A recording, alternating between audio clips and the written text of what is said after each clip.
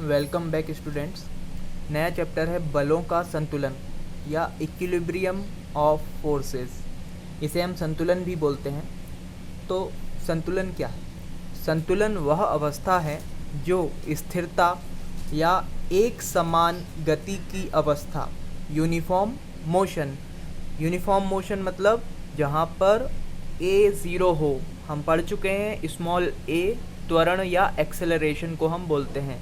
तो जब एक्सेलरेशन शून्य होता है तो वस्तु एक समान गति की अवस्था में होती है, जिसे हम यूनिफॉर्म मोशन कहते हैं। तो के रूप में किसी पिंड को उस पर कार्य कर रहे समस्त बलों, कार्य करने वाले बल एक्टिंग फोर्सेस तथा प्रतिक्रिया बलों रिएक्टिंग फोर्सेस के सम्मिलित प्रभाव के कारण प्राप्त होती है। ठीक है, तो किसी भी वस्तु की संतुलन अवस्था उस पर लगने वाले सभी बलों और प्रतिक्रिया बलों के सम्मिलित प्रभाव के कारण प्राप्त होती है। जैसे कि हम यदि इस बॉक्स को यहाँ पर रख देते हैं तो जैसे ही हमने इसे रखा, इसका जो वेट है वो वर्टिकली डाउनवर्ड एक्ट करेगा और जिस सतह पर रखा उससे ऊपर की ओर आने वाले सपोर्टिंग फोर्स इसे इक्विलिब्रियम या स्टेबल कंडीशन में, संतुलन की अवस्था में बनाए रखेंगे। ये पिंड ना तो हिल रहा है ना ही गिरने की कोशिश कर रहा है। ठीक है, तो यह एक संतुलन अवस्था में है। आगे पढ़ते हैं। संतुलन खो देने पर कोई भी पिंड अपनी अवस्था को यथावत नहीं रख पाता है। अब संतुलन कैसे खोते हैं कोई भी वस्तु?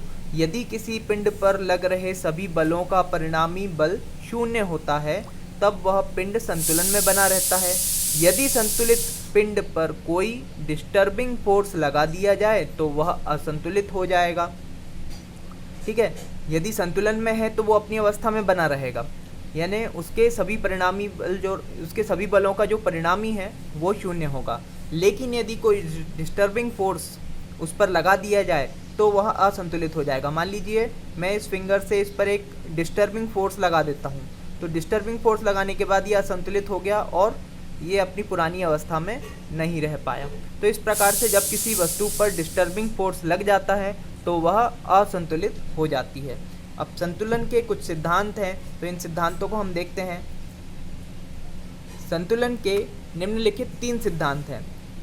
पहला सिद्धांत है 2 बलों का सिद्धांत, दूसरा सिद्धांत है 3 बलों का सिद्धांत और तीसरा सिद्धांत है 4 बलों का सिद्धांत। तो ये कैसे है ये समझते हैं। पहला है 2 बल।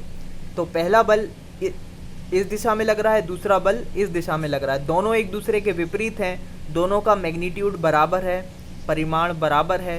तो दोनों एक दूसरे के विपरीत है, इसलिए F = -P। इनका परिमाण बराबर है किंतु दिशा विपरीत, इसलिए यहाँ पर माइनस आएगा। इस इक्वेशन को हम कैसे लिख सकते हैं? F + P = 0। मतलब दोनों बल मिलकर भी, दोनों का योग करने पर भी कोई परिणामी हमें नहीं मिल रहा है। ठीक है, तो जैसे रस्सी खींच की प्रतियोगिता में यदि दोनों ओर की टीमें एक बराबर बल लगाती हैं तो वह रस्सी किसी भी एक ओर नहीं जाएगी, वह अपनी अवस्था में स्थिर रहेगी। ठीक है, सेकेंड जो संतुलन का सिद्धांत होता है उसमें 3 बल होते हैं। यहाँ आपको दिख रहा है F1, F2 और P। यदि F1 और F2 का परिणामी R, जो कि रिजल्टेंट है F1 F2 का, वो P बल के विपरीत और बराबर हो तब 3 बल आपस में संतुलित रहेंगे। या हम ऐसा कह सकते हैं किन्हीं 2 बलों का परिणामी यदि तीसरे बल के बराबर तथा विपरीत हो तो वे 3 बल संतुलन की अवस्था में होते हैं। तीसरा प्रकार है जब 4 बल हों। तब 4 बलों की कंडीशन में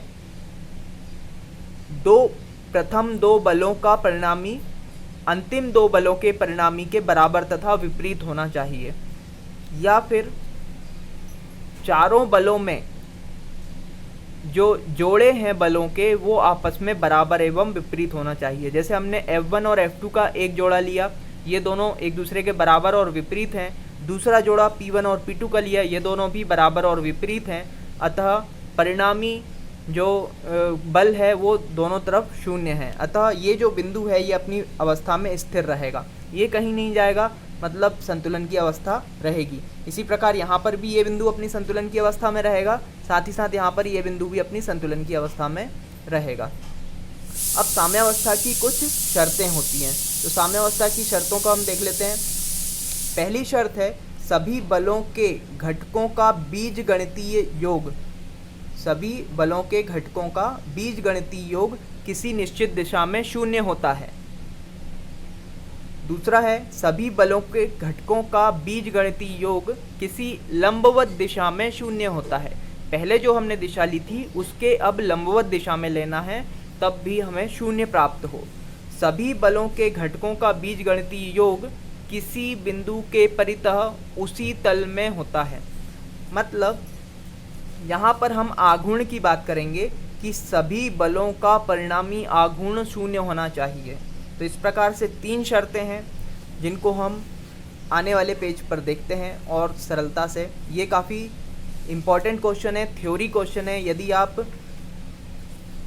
संख्यात्मक प्रश्नों में उतने अच्छे नहीं हैं तो ये क्वेश्चन आपके लिए बहुत आवश्यक है कि इसे आप याद करें।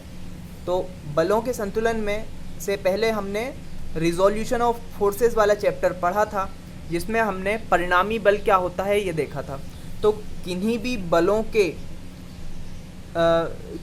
परिणामी को हम किस प्रकार से निकालते थे, यदि कितने भी बल लग रहे हों अलग अलग दिशाओं में, मान लीजिए एक बल इस दिशा में, एक बल इस दिशा में, एक बल इस दिशा में, एक बल इस दिशा में, तो इस प्रकार से बहुत सारे बल यदि लग रहे हों किसी एक बिंदु पर, तो हम क्या करते थे, सभी बलों को 2 परपेंडिकुलर घटकों में विभाजित कर लेते थे। सभी बलों के एक x दिशा का घटक निकाल लेते थे और एक y दिशा का घटक निकाल लेते थे। इस प्रकार हमें समीशन x और समीशन y की वैल्यूज़ प्राप्त हो जाती थी और इनका स्क्वायर करके जोड़ने पर और अंडर रूट कर देने पर हमें परिणामी बल मिल जाता था। सभी बलों का परिणामी मिल जाता था और हम tan थीटा का यूज़ करके उसका कोण भी निकाल लेते थे। tan थीटा बराबर summation y upon summation x करके हम इस प्रकार से इसे हल कर लेते थे। तो यहाँ पर मूवमेंट बराबर क्या हो जाएगा, summation of movement about any point is equal to परिणामी गुणा परिणामी की घूर्णन बिंदु से लंबवत दूरी d। ठीक है, तो यहाँ पर इस प्रकार के फॉर्मूले हम देख चुके हैं पहले भी। तो यहाँ पर समीशन m बराबर RD हो जाएगा। यहाँ पर क्या क्या है, समीशन x समस्त बलों के x अवयवों या हॉरिजॉन्टल कंपोनेंट क्षैतिज अवयव का बीजगणितीय योग। समीशन y समस्त बलों के y अवयवों वर्टिकल कंपोनेंट्स ऊर्ध्वाधर अवयवों का बीजगणितीय योग। समीशन m यानी समस्त बलों के किसी बिंदु के परितः घूर्णों का योग। Summation of movements about any point. और r है समस्त बलों का परिणामी बल। स्मॉल d परिणामी बल की घूर्णन बिंदु से लंबवत दूरी। तो ये सारी चीज़ें जो फॉर्मूले में लिखी हमने यहाँ पर क्लियर कर ली। क्या चीज़ क्या है, पूर्ण संतुलन की अवस्था के लिए क्या हो जाएगा, समीशन x किसी दिशा में शून्य होना चाहिए, समीशन y लंबवत दिशा में शून्य होना चाहिए। मतलब क्षैतिज सभी बलों के क्षैतिज अवयवों का बीजगणितीय योग शून्य होना चाहिए। सभी बलों के ऊर्ध्वाधर अवयवों का योग शून्य होना चाहिए। जब ये दोनों शून्य होंगे तो इसमें मान रखने पर, समीकरण में मान रखने पर r का मान भी शून्य आएगा, तो r भी 0 हो जाएगा। या तीसरी कंडीशन साथ में बनेगी, समीशन m किसी बिंदु के परितः यह भी शून्य होना चाहिए, तब हमारा जो पिंड है वह संतुलन की अवस्था में कहा जाएगा। अतः पूर्ण संतुलन हेतु आवश्यक शर्तें क्या हो जाएंगी, समीशन x बराबर 0, समीशन y बराबर 0 तथा समीशन m बराबर 0। यह 6 नंबर का और 10 नंबर तक का प्रश्न बन सकता है और यह काफ़ी बार प्रश्न पत्र पेपर में पूछा जा चुका है। अब हम देखते हैं संतुलन के प्रकार।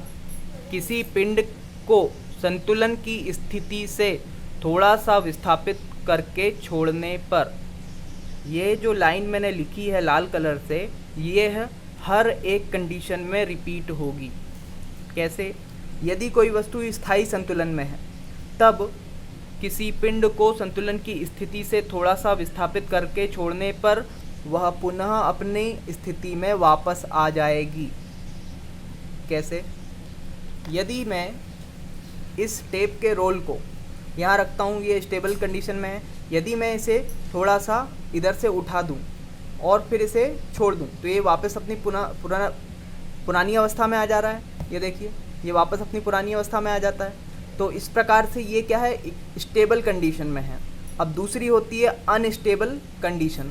अनस्टेबल कंडीशन को हम दूसरे एग्जांपल से समझते हैं। मान लीजिए हमारे पास ये एक बल्ब है, इस बल्ब को हम कुछ इस प्रकार से रख देते हैं, तो बताइए ये किधर की ओर गिरेगा, या ये ऐसा ही खड़ा रहेगा? नहीं, ये अवश्य किसी ना किसी दिशा में जाकर गिर जाएगा। ठीक है, तो इस प्रकार की अवस्था अस्थायी संतुलन की अवस्था होती है। इसे हमने यहाँ रखा, ये किसी भी दिशा में गिर सकता है। ठीक है, तो ये अस्थायी संतुलन की अवस्था हो गई। अब आती है उदासीन संतुलन की अवस्था। उदासीन संतुलन की अवस्था को हम इसी से समझ सकते हैं। यदि मैंने इस बल्ब को इस प्रकार से रखा तो ये इसका उदासीन संतुलन हो गया। अब इसे मैंने थोड़ा सा विस्थापित करके इधर रख दिया तो ये अपनी नई अवस्था में आकर वहाँ पर भी संतुलित हो गया। तो जब हम विस्थापित करते हैं और वस्तु अपनी नई अवस्था में स्थायी हो जाती है तो वह उदासीन संतुलन होता है।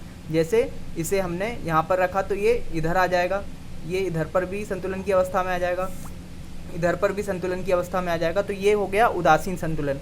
यानी जब कोई वस्तु बेलन की तरह रोल होने लगे और नई अवस्था में संतुलित हो जाए तो वो उदासीन संतुलन। और यदि शंकु के टिप से उसको गिरा दिया जाए तो अस्थायी संतुलन, और यदि उसे सीधे आधार पर रख दिया जाए तो वो स्थायी संतुलन। ठीक है, तो इस प्रकार से हमने संतुलन के प्रकार और संतुलन की शर्तों को इस वीडियो में देखा। धन्यवाद।